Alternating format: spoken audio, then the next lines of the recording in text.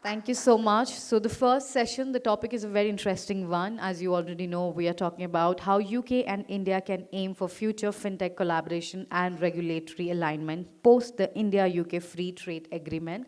While I call the speakers and moderators on stage, I request you to please join me and let's give a huge round of applause. So let's begin the sessions, inviting Miss Paroma Chatterjee, CEO, Revolut India.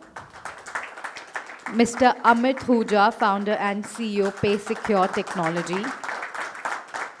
Mr. S.K. Sarogi, Vice APAC, Head of Expansion. Miss Tracy Brabin, West Yorkshire Combined Authority. Miss Janine Hirt, Innovate Finance CEO. And to moderate this, I would like to invite Mr. Chandru Iyer, HM Deputy Trade Commissioner, HMG. Over to you, sir. Thank you so much. Thank you.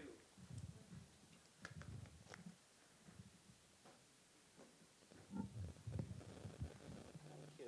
I want to say a few words first from there, and then let's do the panel.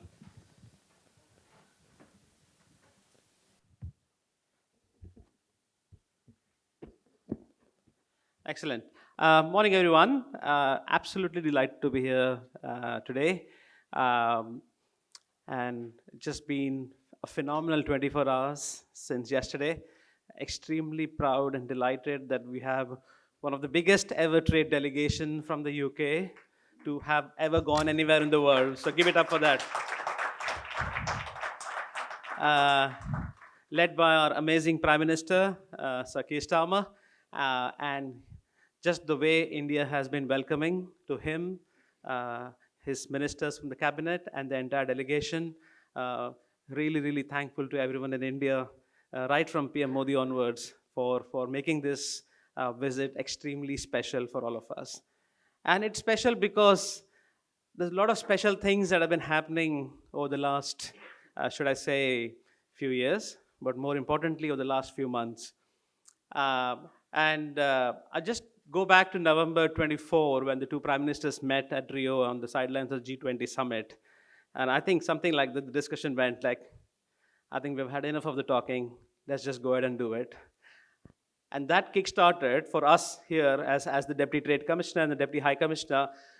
We had so much of action happening on the corridor. So I'm not giving you a timeline account, but I'm just saying how things work. So we had in February, we had 3 UK ministers coming to India. We had Ed Miliband coming into Delhi. We had our Secretary of State at that time, Johnny Reynolds. He came to Delhi and Mumbai. And we had Minister of Investment at that time, Poppy Gustafsson. So she was with us in Bombay and Bangalore. So we had that commitment from the UK side. Notwithstanding that, from the Indian side, we had Minister Jaishankar coming to Delhi coming to London for the very first time. An Indian foreign minister spent a week in the UK. And we did some amazing stuff. India opened up consul generals in Manchester and Belfast. And then, of course, we had Minister Jairam and Nirmala Sitharaman coming in April for the Economic and Financial Dialogue. And then, of course, Minister Piyush Goyal came in April. So it was a steady flow of ministers on either side. And as I've heard from Minister Piyush Goyal himself, that finally the two commerce ministers and so our Secretary of State for International Trade, Johnny Reynolds at that time, and Minister Piyush Goyal finally got together on a walk by the Hyde Park. They were eating a vegan chocolate ice cream when they decided, yes, the deal is done. And that's how a free trade agreement between India and the UK happened, in the sidelines of the Hyde Park, eating chocolate ice cream. And it's been such an amazing deal, a deal that's going to add 25 billion pounds to the bilateral trade between the two countries.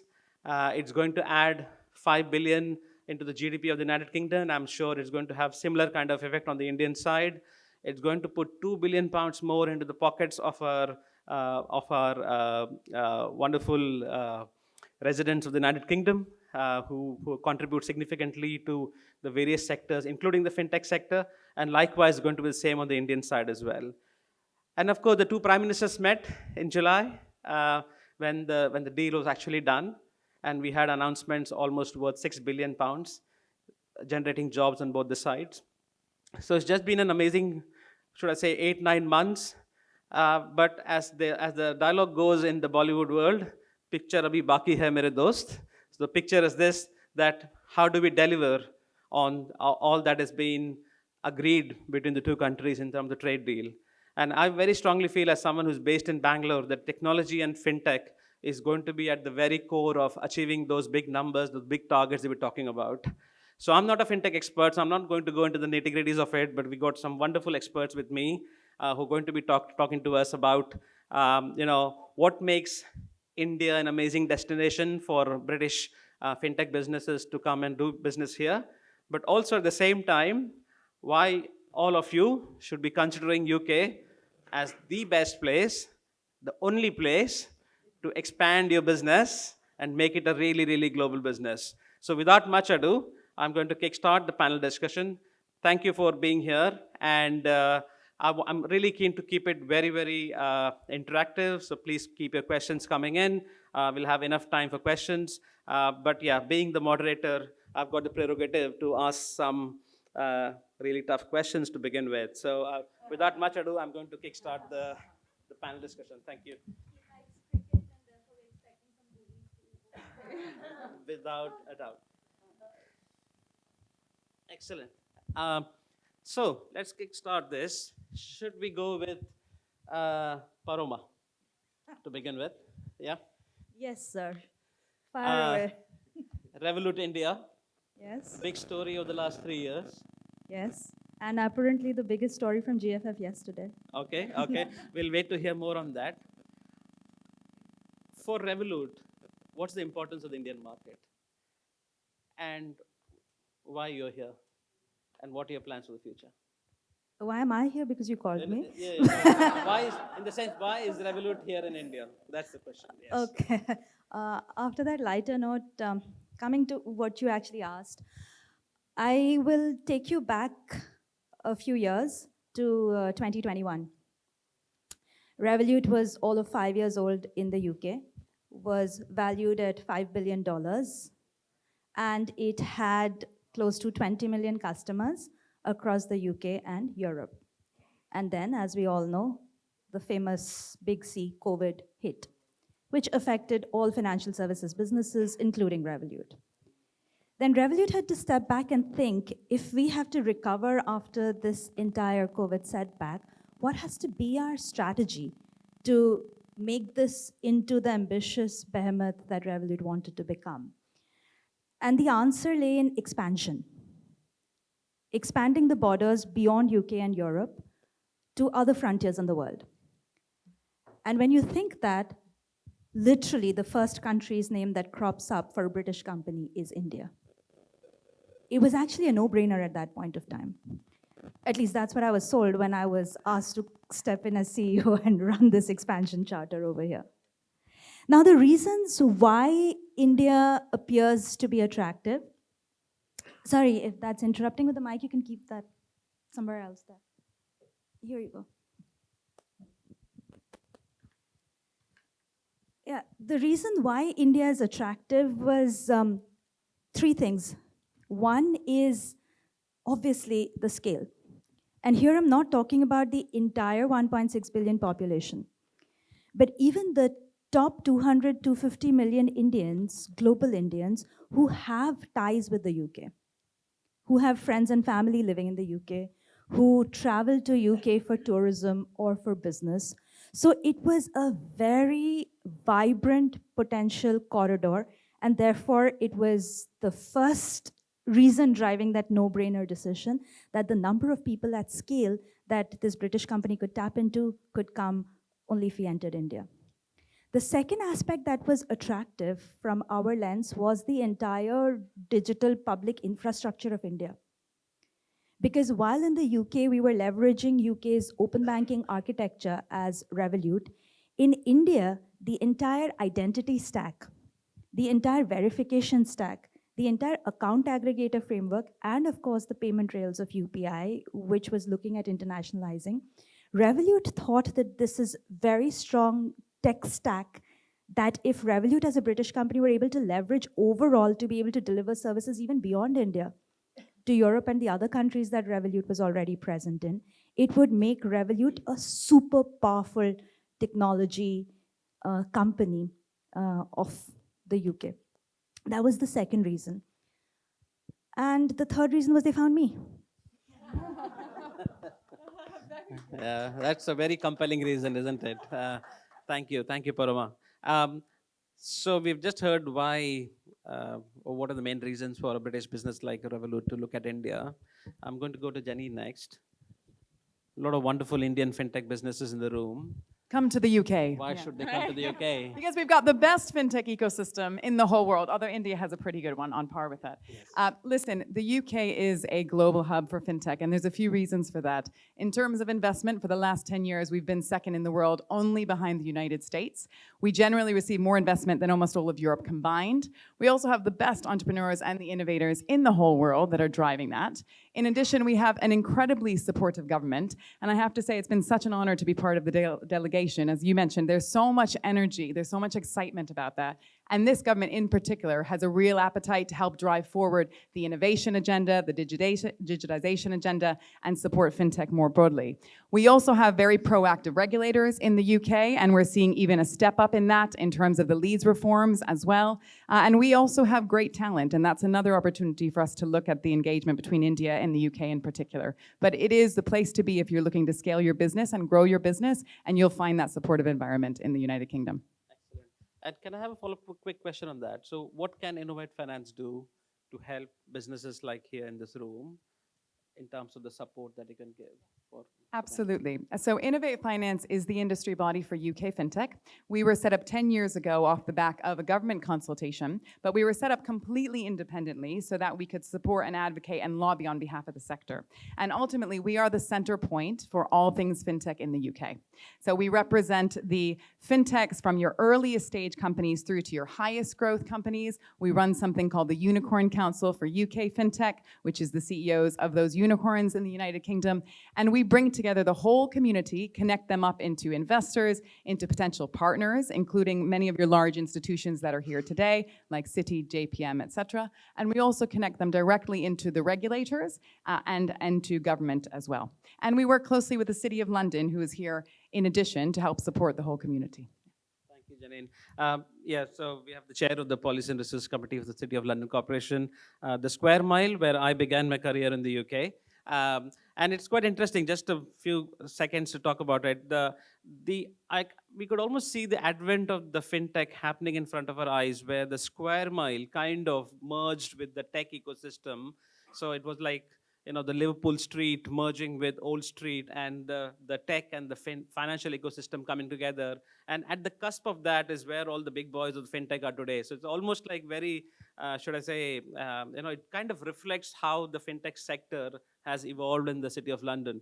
But London is not the only place to do fintech in the UK. We have other options as well, and some really, really good options. And extremely delighted to have Mayor Tracy Brabin with us today. And so, Mayor, why should an Indian fintech business, an upcoming business here, not go to London and come to Leeds? Well, good morning, everybody, and what an absolute privilege and delight to be here. I'm Tracy Brabin, the Mayor of West Yorkshire, 2.4 million people, 7 universities, hundreds of thousands of businesses, and particularly in Leeds, we are the Northern Square Mile. Now, we're not in competition with the City of London, but I do believe we're the sort of disruptor, funky younger sister to the Square Mile. And it was very interesting that the Chancellor chose to come to Leeds to launch the Leeds reform when it came to financial and professional services. Look, in Leeds, it's a beautiful city. It's a great quality of life right in the heart of the UK.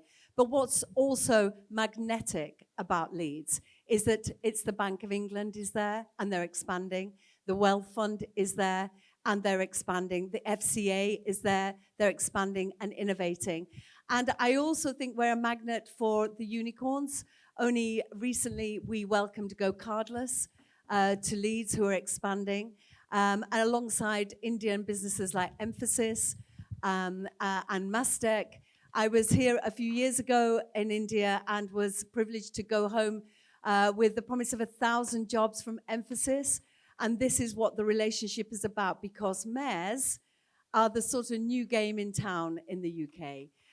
Devolution is on everybody's lips, because that's why the Prime Minister's invited me, because we are able, through devolution, to have the power, the freedoms and flexibilities to support you when you want a soft landing. But also, what's important to business is that talent pipeline.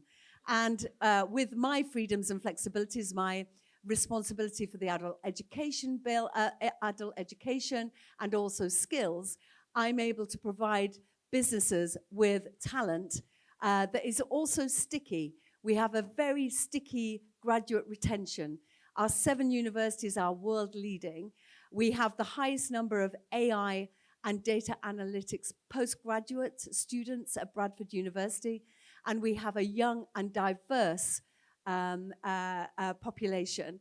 So there is a reason why the Prime Minister's invited me, and I think the work that we've been able to do in Leeds and West Yorkshire with the City of London, and having that bridge between us, I think is only going to put the whole of the UK and India on the map. I think it's just such an exciting time, and the size of the prize is incredible. And I think the trade agreement absolutely unlocks the opportunity for Indian business to have access to Europe, but also for our British businesses to also really engage with that fantastic digital and tech expertise that India is world-renowned for. Thank you, Mayor.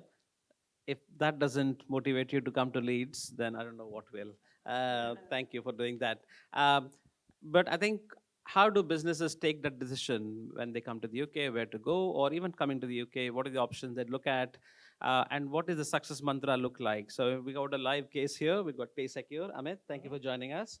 So Amit, do you want to talk about your story in terms of, looking at the UK fintech market? What were the decisions that you took or you looked at? What are the factors you were taken into consideration when you decided, let's go to the UK? So look, I'm a little biased toward London.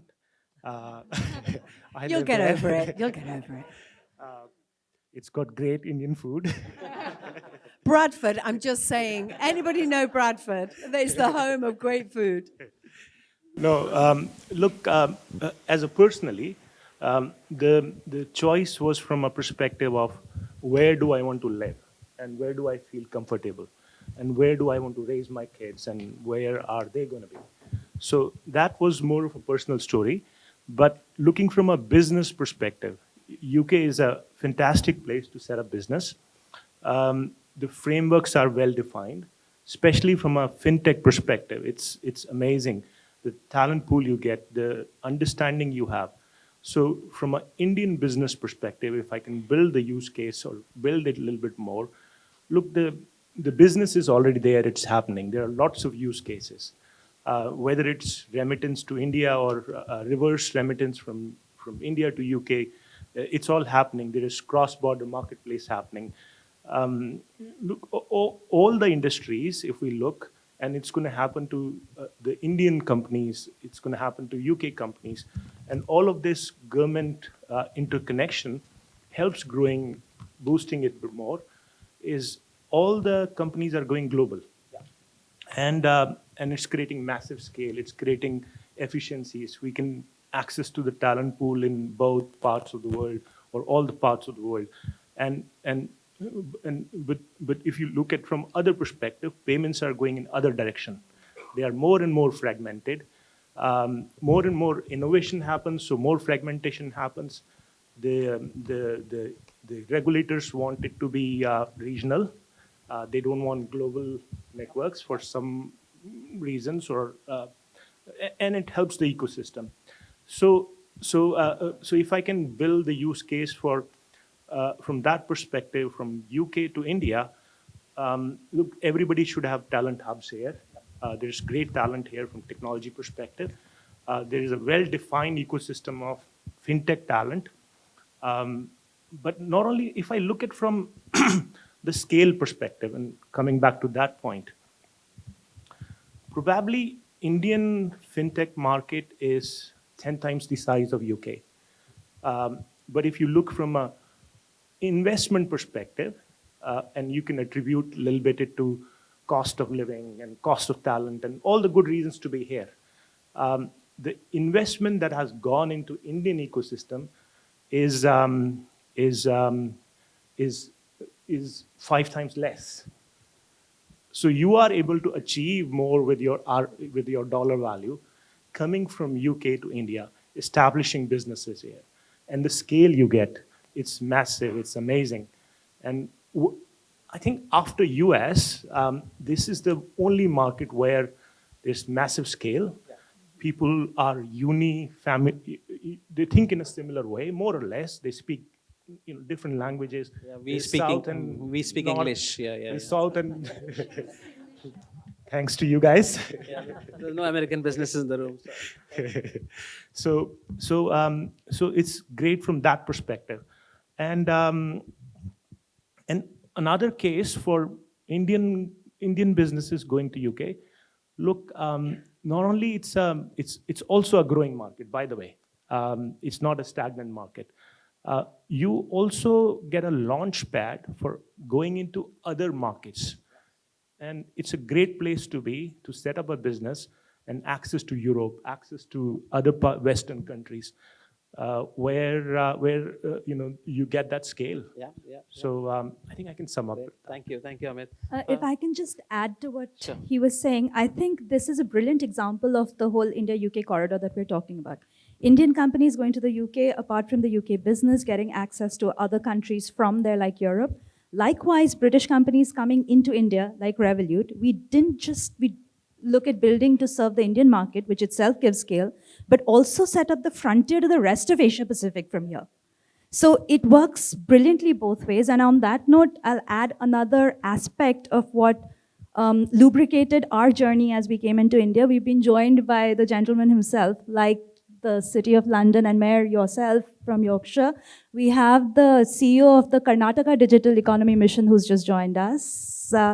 And the state over there has been more than welcoming of Revolut to actually come in, set up operations, and lubricate our processes. So I think even the government and administrative support that British companies are getting when they're coming in here, and from what I hear from you, Indian companies are getting when we go there, I think is a true example of how this India-UK corridor is working. So cheers to that, and hope for many more to come. Absolutely, Paroma. And just like we have London and Leeds here, we have Mumbai and Bangalore as well all the time, which is amazing. And I was with the ministers, we were at a lunch meeting yesterday with the chief minister, and it was quite interesting to see how he was pushing for Mumbai, while I'm based in Bangalore, so I've got a bit of soft corner, but anyway, that's a different story. But investments coming from the UK to India, a lot of amazing stories, but what better than SK to talk about the TransferWise journey, some big announcements coming from you, and also the fact that if you can throw some light on in the context of the APAC market size or market opportunity, how does India stand? And how does Wise look at the Indian market today? Thank you for that. So I think I have to agree with Paroma in terms of if you're globally, any company looking to expand, and especially in the payments and cross-border payments world, you can't not be in India, and you can't not be seriously looking at that. For Wise in our journey, so TransferWise to Wise, yes. But early on enough, India was one of the largest corridors, regardless from where people were sending and where our customers were based. India was the top 3 in terms of where the money was going. One thing that I'm personally very proud of is today, and like last year, Wise powered 10% of India's inbound remittances. India is the #1 remittance market in the world. That means money flowing in. And we powered 10% of that. That is our customers globally. And so we've been doing that for many, many years. But 5 years back, we decided that actually we wanted to then serve the customers in the market as well, not just helping them receive money from their family or businesses overseas, but also helping them in their needs, whether that is when they need to send money out or when they want to travel. And so we've been on this journey where we've acquired a couple licenses, and we've slowly launched our products by truly understanding the market, what the need is, where can a company like ours play a role. And what's been very interesting is that Of course, India has done really well in terms of local payments, right? UPI and all of the other tech stacks that exist. But one thing that we saw is despite that, the cross-border experience was not the same. And the journey and the mission that we've been on is how to give that same experience when you want to move money globally. And it's been remarkable how quickly we've been able to achieve that since we've launched our outbound remittance product, as well as a product for small businesses to receive money when they have customers overseas. And what we're in the process of announcing is a travel card for Indians going anywhere globally with the most number of currencies, so you can go anywhere and enjoy kind of the same convenience and ease that you're used to here, but also without the costs. So I do look after the Asia Pacific region, and I can safely say India is our largest opportunity, and that's why I'm here a lot. And people think I do the India business, and that's a very big part of what I do. I wouldn't say it's an easy one, but what has made our journey easy is definitely the UK-India relationship. We've been quite close to the governments. We often work through the high commissions. We work through the FCDO, whether that is building relationships with the regulators, whether it's reg changes that we'd like and having the right support on that. And it's always been something that has lubricated our journey here.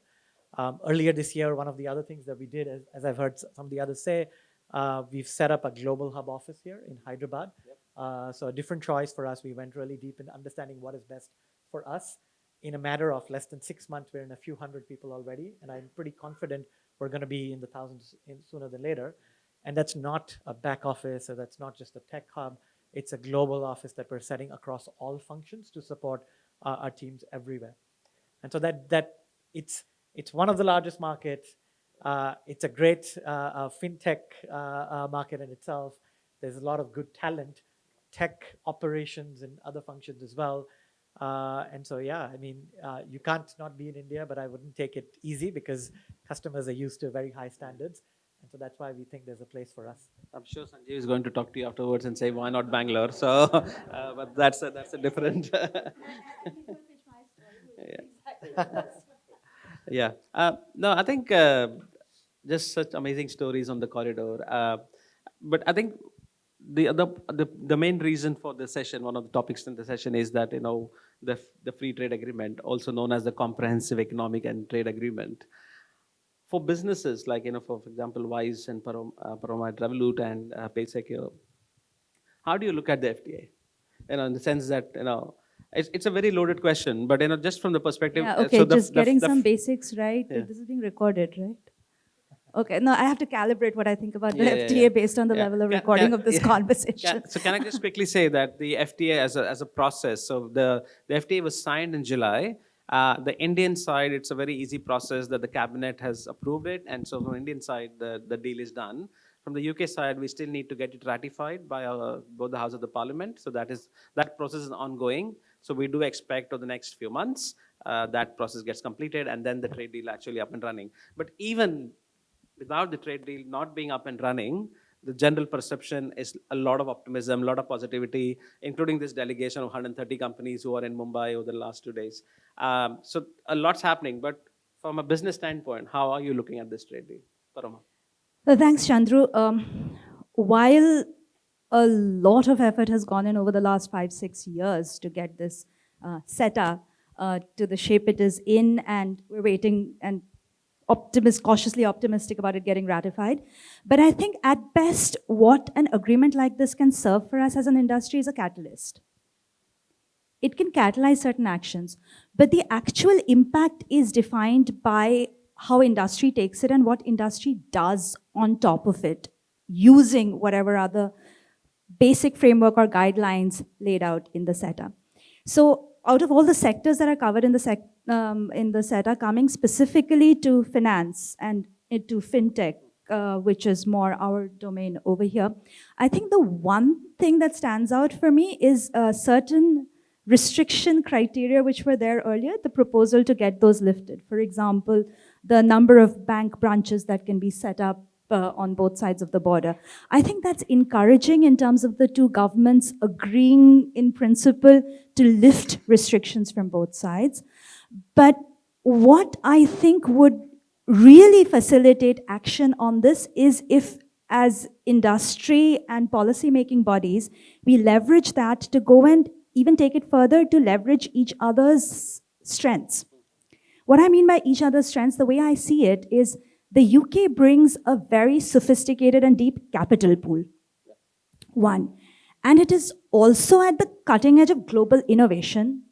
And it has the entire open banking API framework. The three things that stand out from the UK side. And what stands out from the India side is this unparalleled digital stack and identity stack and the whole aggregator framework.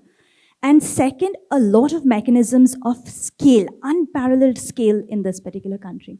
Now, if we can arrive at a way to leverage each other's, what I mean by that is if a UK company, and sometimes, and Chandru and some of you know my story when we were actually building UPI on Revolut, right? That is biggest example of global innovation integrating with Indian digital public infrastructure. And we actually launched that with NPCI yesterday to a lot of fanfare, but it has taken a long time doing. I sometimes felt like a cowboy going out to conquer the Western Front when trying to do this. So given that the SETA lays out some open guidelines, if that can be made easier for future companies, like a British company being able to leverage the tech stack of India's, imagine the power that it can unlock. And vice versa, if the UK allows easier access to capital pools from the UK for Indian companies, I think those would be my top two if I had to pick on areas to double down on to really leverage and unlock potential from what some this action opened up. items for us there. Maybe Chris can help us on the capital raising part of it. But SK, how do you look at the FTA? So one thing I'd add is, so of course, as I mentioned, we've benefited from the UK-India relationships for years. So it didn't need a free trade agreement for that. But of course, this hopefully makes it even stronger and allows a lot more collaboration and facilitates investment. So I'll highlight a few things I'm hoping we can see more of as the partnership deepens. One is talent mobility on both sides. So we have huge hubs in London as well as now in Hyderabad. And we'd love for people to be easily go back and forth. And that's how we think about our global hubs. So that's one thing we'd want to see more of. Number two is from a regulatory alignment. That doesn't mean the same rules must apply, but I think harmonization of certain ways of doing things, what's allowed, what's not, I think that would be great for regulated business like us. I think the third thing, very specific to fintech, but that's the audience today, is that for recognition of the kind of licenses and stature that you have in one market to fuel your growth and entry into the other one, as an example of what we do and the size and scale that we have in UK, if that could help us fast track some of the things that we need to do in India, and vice versa. If there are Indian companies that are really large, licensed serving a lot of customers, want to do that in the UK, I think to me that is kind of the proof point of free trade agreement. So very excited. I think this is a great moment, but hopefully we'll continue building on that and actually see real benefits for the companies on this corridor. Thank you. Janine, do you want to quickly comment on from a Innovate finance perspective, what does the FTA mean for you as an organization? I actually would echo almost all of the points that were given here. And I think bringing the UK view on that, particularly around the talent side, if you look in the United Kingdom, the largest 11 fintechs employ more than 27,000 people. And it actually is the segment within financial services that saw the largest job creation in 2024 as well. So it grew by more than 37%. So there's a huge opportunity here for us to access that and build on that. But also, to your point about learning from one another's ecosystems and how do we drive some of that learning and go forward. I can see the time's up point here, but I'm going to take moderator's prerogative to just open up for one or two questions, if you don't mind. Any burning questions in the room to the panelists, which will be great. Yes, yes, Sanjeev, do you want to go first? And then gentleman at the back. Yeah, Sanjeev. Thank you. Thank you so much, Chandru, and it's great to see Paroma there and everybody else. Well, first is the fintech is capital in India is Karnataka and Bangalore. So don't miss that out, please. Right? I want to make a point, and Wise will think about Wise now. Wise, we welcome you, open heart. Let me know when you want to have a conversation with me, or I can come down to you. But the point here is about the FTA, Chandru, is that I think the talent mobility is a very important element in the FTA. And if you see the resources that Jenny was talking about of the 27,000, we are 200,000 sources of fintech in Karnataka, Bangalore. And India overall is a big number. How do we shape this talent mobility? And also look at some of the emerging techs which is coming out from the demand side. Are we ready to pick up the trainings and upgrading skills, ensuring that they are able to do this? And if it requires a G2G interaction onto this, I think I would be happy to plug in with some of the initiatives from our own state with respect to the UK. And we have our own GIA framework on which we can operate upon. So that could be one area where we can work together and demonstrate the real capability. Business will come, but I think if the mobility comes and skills comes together, you will find an amazing play of business. Yeah. Point taken. I think, Mayor, you have a word, I think? Yeah, it's an absolutely brilliant question. And I think there are certain flexibilities in the agreement that are welcome, and businesses are telling me they're welcome. But it's been very interesting that on this trade mission with the Prime Minister, that we have so many representatives from universities, because surely that is the way to do it. And I do believe that York University, for example, are setting a campus up here in Mumbai, and there's going to be even more of that relationship, university to university. But also, as I say, devolution is giving mayors the opportunity to understand what your region needs when it comes to skills. So in our growth plan, we have a financial and professional services cluster action plan, and so associated with that is the talent. And I think that's why we're getting that magnetic effect with Leeds, because the talent that starts, for example, in Flutter, then goes on to the Bank of England, then goes on to the Wealth Fund, and people can have a whole career moving through these amazing financial fintech companies. And so, starting as as an early entry apprentice maybe, and then going on to really senior roles. So there's a really great magnetic effect, but we also need to move people around the globe as well. I think universities are the key. Thank you, Mayor. Sorry, I've got my Member of Parliament putting his hand up. Just 30 seconds. Lord Billimore, you want to say anything? Quick one, sorry. Firstly, Chandru, thank you for chairing this panel so fantastically.